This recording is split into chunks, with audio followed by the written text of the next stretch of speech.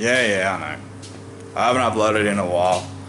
Unfortunately, a little bit depressing with my car, constantly failing all the time and never really working like I needed it to. But at all. So last round, the engine ate a throttle body screw, which I thought would never happen to me, but unfortunately it did. I took all the precautions necessary to ensure it never broke, but unfortunately the rod failed this time, which sent a screw through the cylinder 6. So yeah, unfortunately, yeah, that took me out last round. Now I'll insert the clip here of the run where you hear it let go. Now you hear it drop down a cylinder, and that's when we lose cylinder 6. So yeah, you hear me try and give it a couple of revs to clear it out, but it doesn't do anything.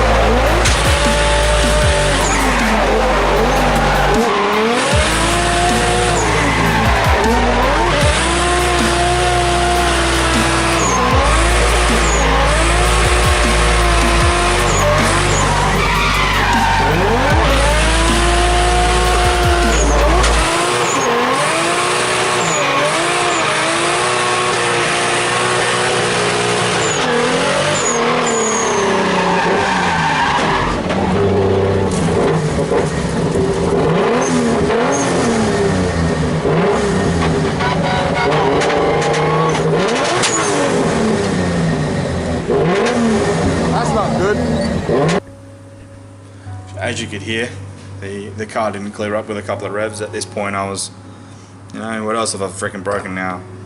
The motor just been pulled apart prior and a new crank put in and whatnot, the correct bearings, and now I was faced with another issue.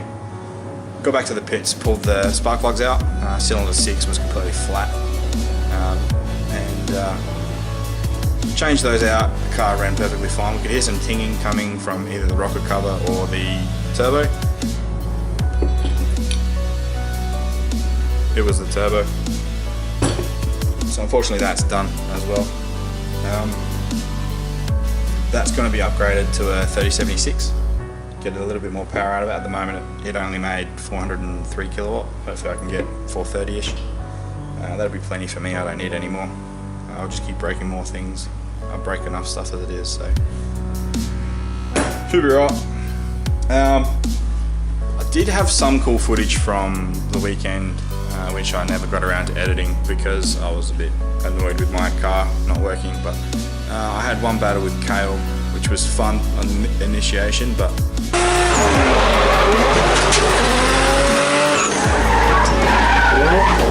I cleaned him up and now I need a new door, but I got some up there, so that's right, it's just more work. So also on that same day we found another issue, which was my import shaft bearing on my G-Force.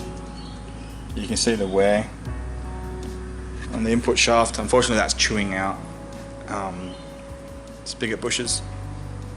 But it's cheap. To get those replaced is $80 for both bearings, from Austrans in Queensland, I think. So yeah, that'll come this week. Hopefully I can get that in. I don't think I'm going to make round 4 now. I don't know how long the engine builder needs to replace that piston. I don't know how long the piston's going to take to get manufactured and sent here. Also need to buy another turbo. Gearbox is the least of my worries, which is good. I thought that was going to be a lot worse. So yeah, the biggest issue I guess is turbo and engine, and dyno. So yeah, that's where I'm at the moment. Unfortunately, I don't think I'll make round 4. I don't think I want to rush it. There's still a whole bunch of bodywork I want to change. Over the Christmas break I gave up and didn't want to even be here. I don't think I even came here once, to be honest. It's just a bit of a downer, especially the season I've had with all the breakages, and it's not even the breakages, it's expecting my car to work and it doesn't. But yeah, anyways, that's another story. Other than that, I now need to pull apart my G-force, so I might as well set you guys up and try and find the issue and show you what the problem was. Well, a nice bearing, but...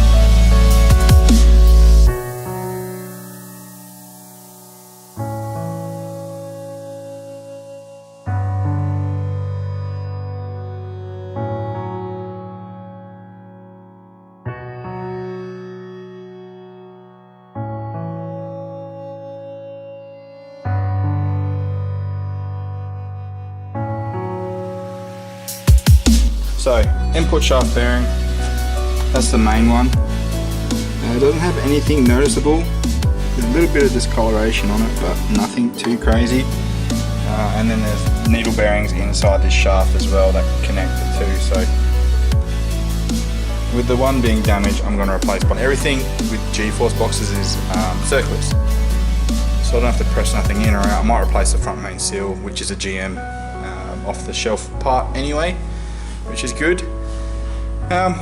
It's not even really daunting, to be honest.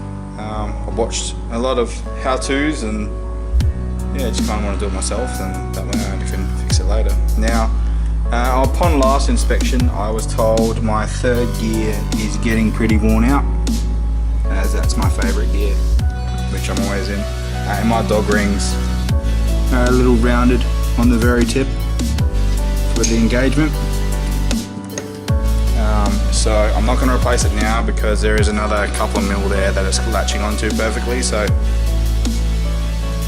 keep that for now. Keep in mind for when I do need it. All my ratios are on the box anyway, which is pretty much OS Geek and ratio set, which I liked. Really long first gear, second, third, and fourth are really close. So really like that. Other than that, I'm going to pull this bearing out now just to have a bit more of a look at it, and yeah, put everything away so I can put it all back together next week. Hopefully not forget my detent spring, my reverse, otherwise I'm not going to have reverse.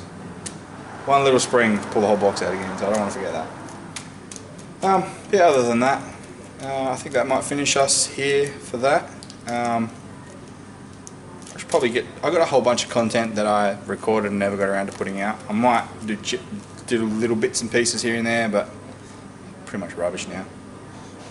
So yeah, other than that, hopefully you might catch me at round 4, but as soon as I get everything back here, I'll put some more videos out and hopefully keep you guys up to date as well.